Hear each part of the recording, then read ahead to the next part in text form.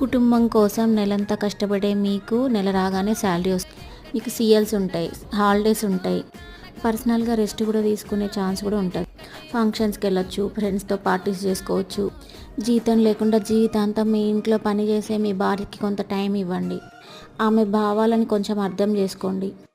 తనకంటూ తన పుస్తకంలో కొన్ని పేజీలని రాసుకొనివ్వండి. తను మీతో పాటు జాబ్ చేస్తే తన పనిలో సహాయం చేయండి. మీకోసం తన కెరియర్ని వదిలేసి ఇంటికే పరిమితం అయితే తన భావాలను రెస్పెక్ట్ చేయండి.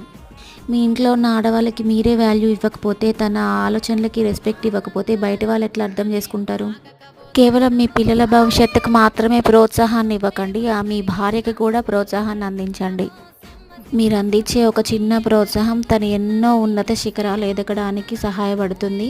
తను ఎవరి నుంచి గొప్పలు కోరుకోదు, ఒక భర్త నుంచి తప్ప.